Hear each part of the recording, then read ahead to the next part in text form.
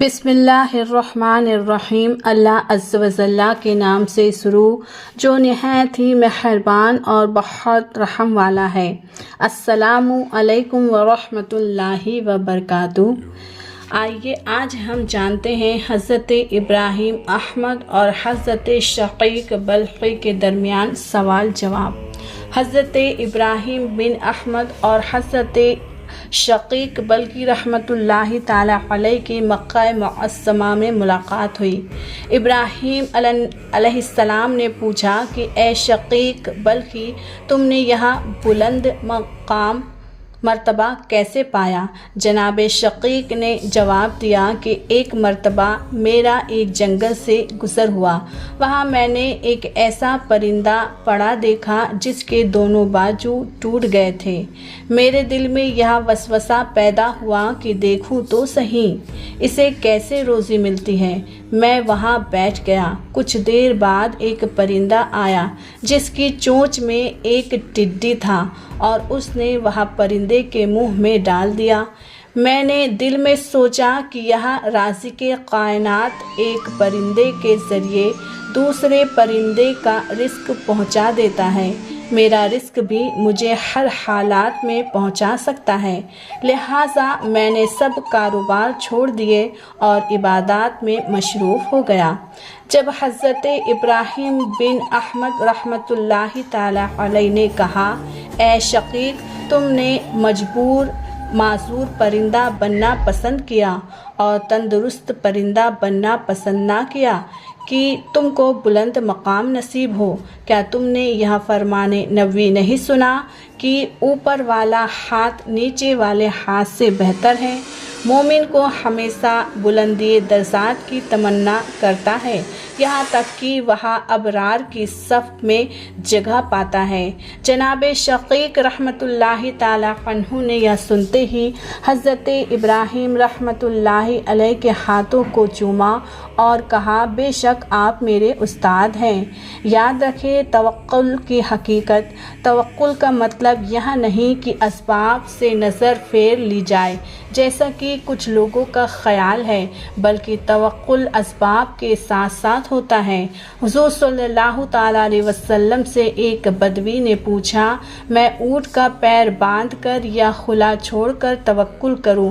آپ نے فرمایا، اونٹ کا پاؤں باندھ دے اور توکل اللہ پر کر۔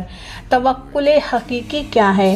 جب انسان روزی کے حصول کے اسباب مہیا کر لے تو اسباب کی جگہ اپنا نصب العین اس خالق کائنات کو بنائے جو حقیقت میں روزی پہنچانے والا ہے۔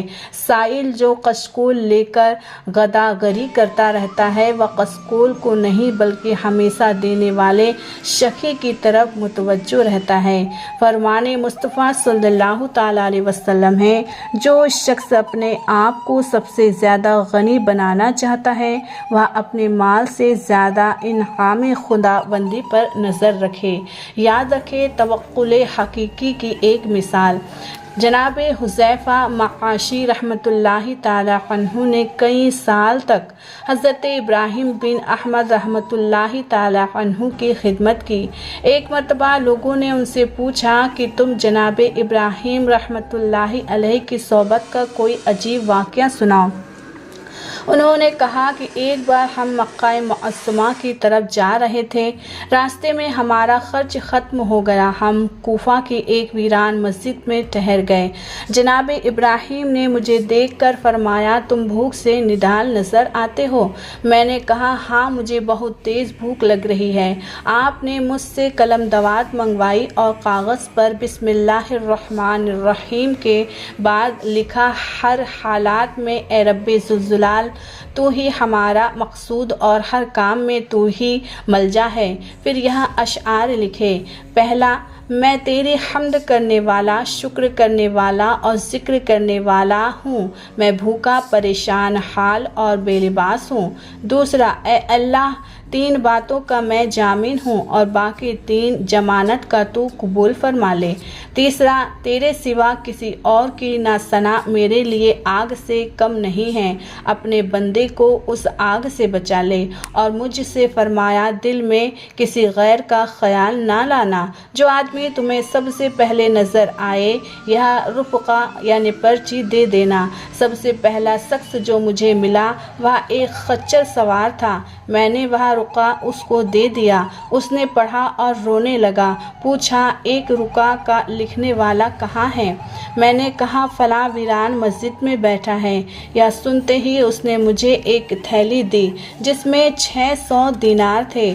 بعد میں مجھے ایک اور شخص ملا، میں نے اس کے خچر سوار کے بارے میں پوچھا تو اس نے کہا کہ وہ نصرانی تھا۔ میں نے واپس آ کر حضرت جناب ابراہیم بن احمد رحمۃ اللہ علیہ کو سارا واقعہ کا سنایا۔ آپ نے فرمایا ذرا ٹھہرو، وہ ابھی آ جائے گا۔ کچھ دیر کے بعد وہ نصرانی آ گیا اور جناب ابراہیم کے سر کو چومنے لگا اور مسلمان ہو گیا۔ لا حول ولا قوت الا باللہ العلی العظیم کی طاقت۔ حضرت ابن عباس رضی اللہ تعالی عنہ سے مروی ہے کہ اللہ عز و جل نے حاملان عرش کو پیدا فرمایا اور انہیں عرش کو اٹھانے کا حکم دیا مگر وہ نہ اٹھا سکے۔